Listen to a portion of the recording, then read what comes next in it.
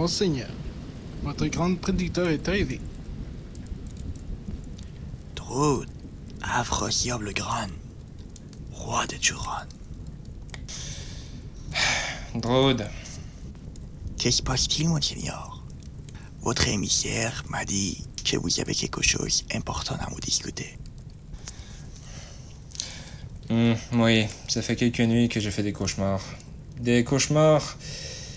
Je crois qu'ils essaient de me mentionner quelque chose. Et c'était quoi le cauchemar?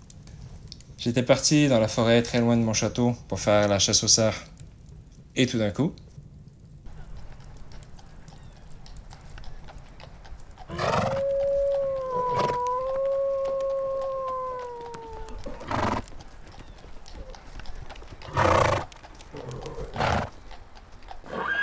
Wow! Wow, ok. Doucement, doucement. Non mais, qu'est-ce qui se passe? Wow! Wow! Wow! Wow! Mon Dieu, je suis où, là?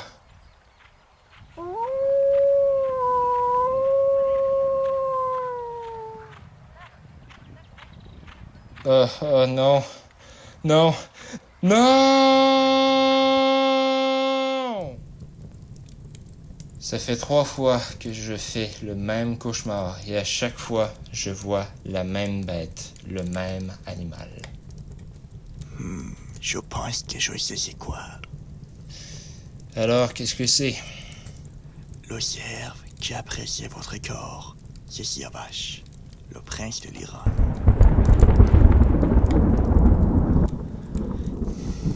Le cerf, c'est le symbole de Siavash, malheureusement. Alors, c'est quoi la solution pour changer cet avenir? La solution, c'est de faire la paix avec l'Iran. Sinon, avec toutes mes excuses, votre cauchemar sera réel.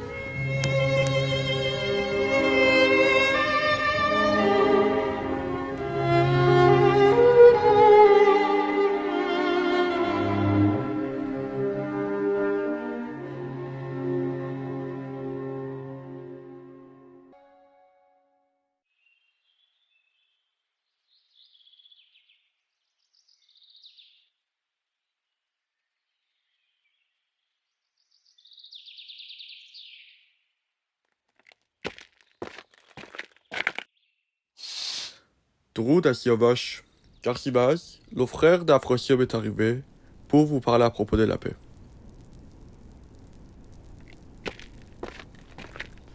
Drud, au futur roi de l'Iran, Siavash le Grand. Drud, au prince de Turon, Garcivas. Monseigneur Afrosiob m'a envoyé pour vous parler à propos de la paix. Comme vous êtes au courant, ça fait depuis longtemps que les deux armées sont en guerre. Et la seule chose qu'on a vécu tous les deux pays, c'était la mort des gens et la destruction des villes. Oui, c'est vrai. Mais sachez que c'est Afrosia qui voulait la guerre et qui nous a attaqués. Oui, je le sais. Mon grand frère a pris une mauvaise décision. Mais là, il a regretté. Il vous avait offert chaleureusement des cadeaux pour vous excuser et de faire la paix. Espérons que vous acceptez cette demande. Selon toi, avec tous ces cadeaux, tous les gens tués peuvent venir à ce monde.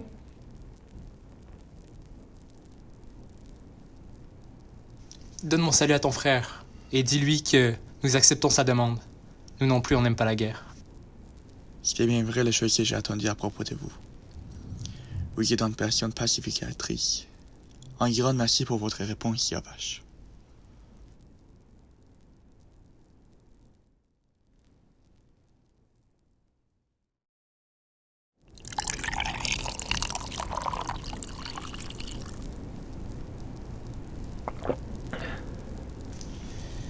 Puis, Piran, quoi de neuf?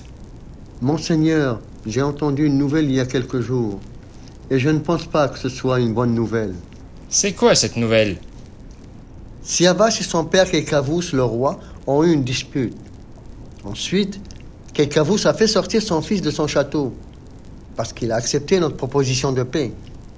Ah oui? Quoi? Qu'est-ce que tu as fait? La paix? Avec notre plus grand ennemi? L'ennemi qui a brûlé beaucoup de nos villes? L'ennemi qui attend toujours un bon moment pour conquérir tout l'Iran pour lui? Mais mon père, je ne peux faire autre chose. Ils étaient venus avec une proposition de paix.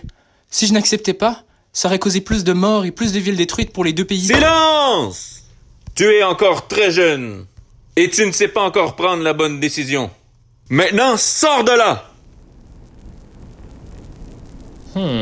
Alors cela montre qu'il va encore avoir des guerres, et ce n'est pas une bonne nouvelle pour nous, car notre armée est dans un état trop lamentable pour riposter. Oui, malheureusement, c'est vrai. Mais ne vous inquiétez pas, mon roi. Il y a toujours une solution. As-tu une idée? Oui, bien sûr. L'idée, c'est d'inviter Siavash à Turan. Ok. Et ensuite, il doit se marier avec l'une de vos filles. Le mariage entre un prince de l'Iran et une princesse de Turan pourra être un bon moyen d'arrêter la guerre. Oui, c'est une bonne idée, mais est-ce que tu crois que Siavash va accepter notre demande? Siavash est une personne pacifique et il fera tout pour que nos deux pays deviennent amis. Alors, il y aura de grandes chances qu'il vienne si vous l'invitez. Piran, tu es vraiment le meilleur consultant de tout Turan. Merci, Afratia. Dis à notre écrivain de rédiger un message chaleureux d'invitation pour Siavash. Avec plaisir.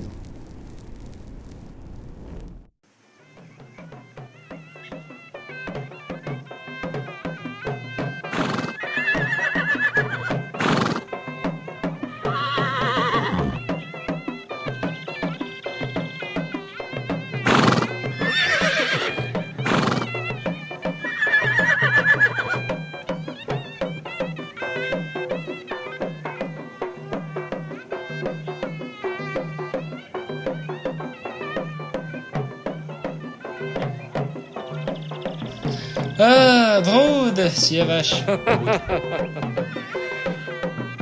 Bienvenue à Turan, nous sommes très contents de vous avoir dans notre pays. Merci. Je vous en prie, on s'en va vers notre château. Cette grande journée merveilleuse a besoin d'une grande fête.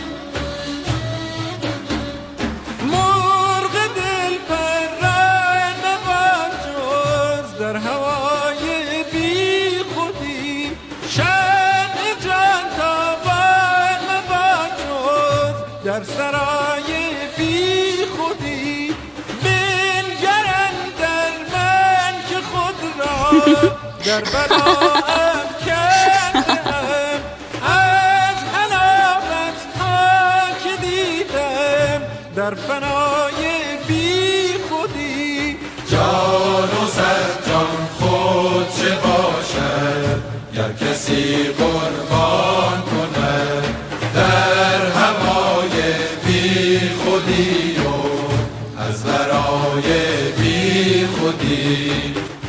Elle s'appelle Pharangis. C'est ma grande fille. Aimeriez-vous lui parler? Bien sûr, avec plaisir. Pharangis, ma fille. Oui, mon père. Je te présente Siavash, le prince de l'Iran. Ravi de vous connaître, Siavash. Moi aussi, princesse. Pourquoi vous n'iriez pas au balcon pour discuter ensemble? Allez-y, mes enfants. Oui, bien sûr, mon père.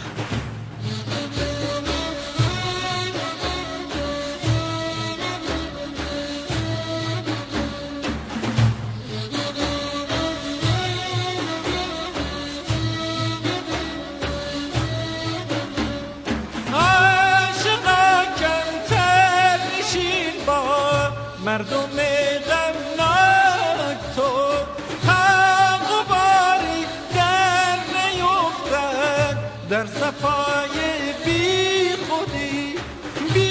خودی را چون بدانی سربری کاسد شود. Selon toi, c'est une bonne idée de faire connaître notre fille à un étranger?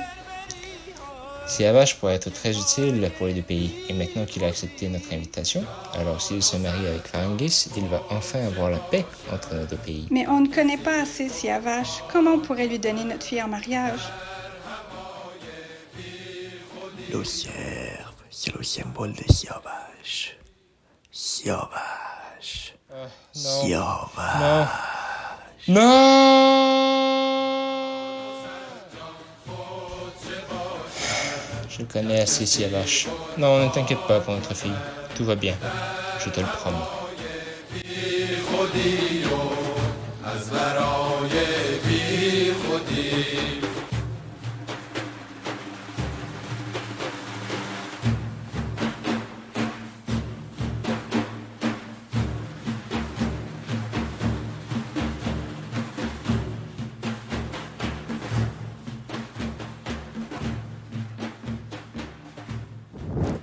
Après l'immigration de Siavash à Turan, il se marie avec Pharangis, la fille d'Afrasiab. Au début, ce mariage jouait un rôle politique et diplomatique dans l'amitié entre les deux pays. Mais quelques semaines plus tard, l'amour est apparu dans leur relation. Garsivaz, un prince jaloux qui ne pouvait plus tolérer la popularité et la gloire de Siavash à Turan, s'est mis en tête de nuire à la réputation de ce dernier.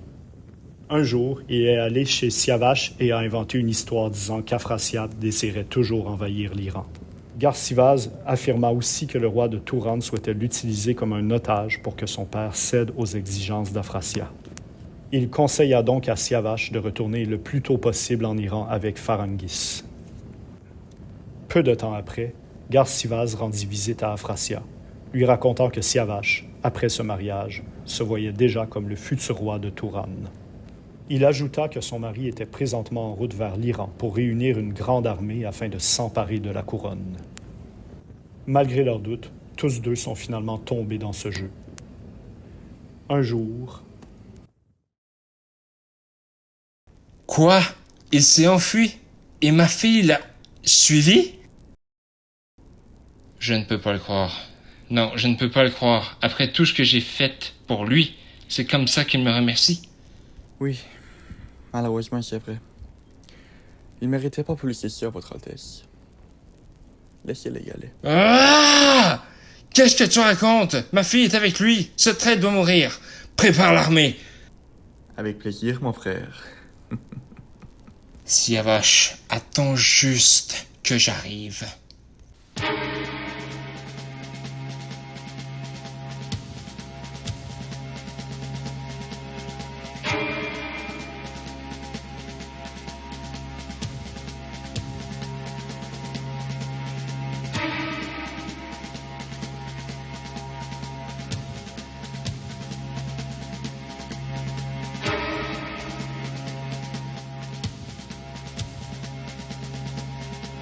Siavash!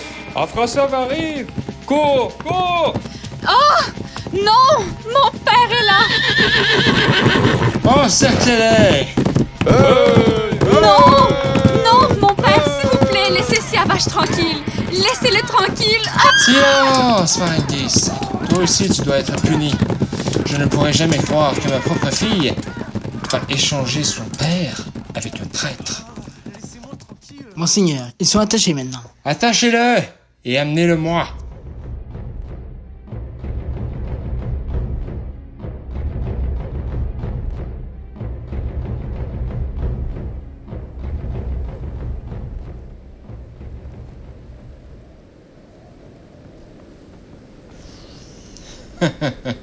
Tu croyais vraiment pouvoir me détrôner aussi facilement avec une aussi petite armée? Tu veux ma couronne, j'imagine? Quelle armée? C'est le peuple tyrannien qui veut venir avec moi pour vivre en Iran. Ils vont pour donner vos informations. Ah! Insolent! Tu ne verras plus jamais le soleil se lever et se coucher. Bourreau! Oui, mon roi. Fais ton travail. Quoi? Non! Non, Siavash! Siavash! Non! S'il vous plaît, laissez-le tranquille!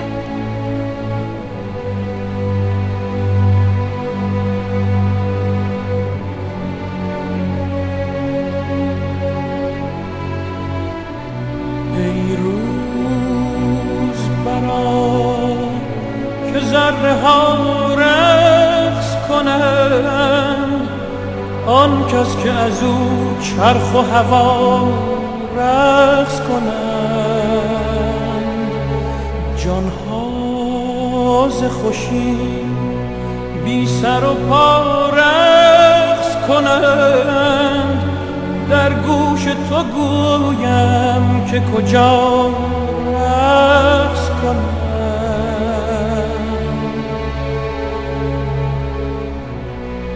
هر ذره که در هوا در هامون است نیکو نگرش که همچو ما مفتون هر ذره اگر خوش است اگر محزون است سرگشته خورشید خوش بی